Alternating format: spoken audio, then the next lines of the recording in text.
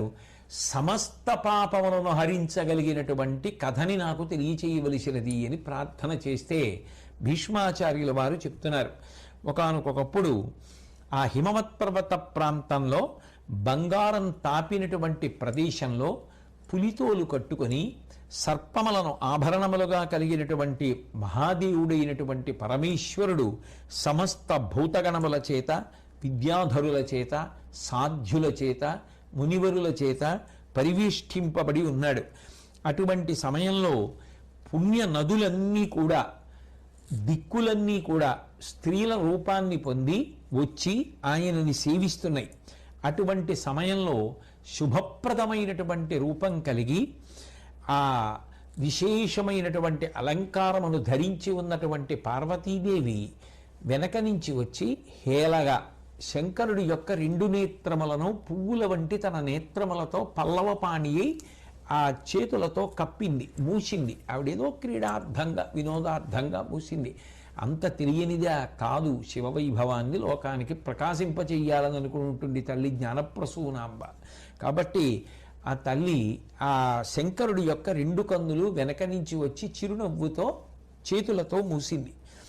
మూసేటప్పటికీ వెంటనే జగత్తంతా కూడా సూర్యుడు, చంద్రుడు, నక్షత్రములు, అగ్ని లేనిదై పెనుచీకటిలో మునిగిపోయింది. మునిగిపోయేటప్పటికీ ప్రాణికోటులన్నీ కూడా తల్లడిల్లిపోయాయి.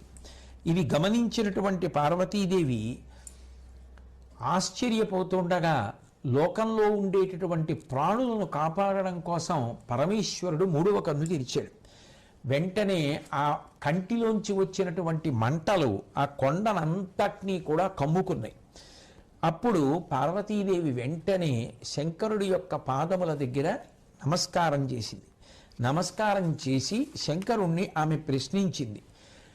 అసలు నేను ఏదో హేళగా, క్రీడగా మీ రెండు నయనములను మూసినంత మాత్రం చేత లోకంలో ఇంత కారు చీకట్లు అలుముకున్నాయి కదా, దీనికి కారణం ఏమిటి అని అడిగింది. అడిగితే ఈ లోకంలో ఉన్నవన్నీ నా స్వరూపాలే, నాకు ఏది కలుగుతుందో అదే లోకాలకు కలుగుతుంది. నేను కానిదేం లేదు కదా పార్వతి, అన్నీ నేనే ఉన్నాను.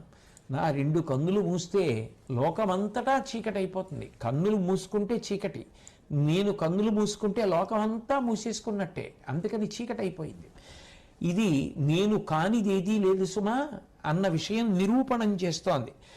భూతములకు భయం కలగకుండా ఉండడం కోసం, భూతములు అంటే ప్రాణులకు భయం కలగకుండా ఉండడం కోసమని, చీకటిని తాత్కాలికంగా తొలగించడం కోసమని నా యొక్క లలాటమునందు ఉన్నటువంటి మూడవ కన్ను తెరవవలసి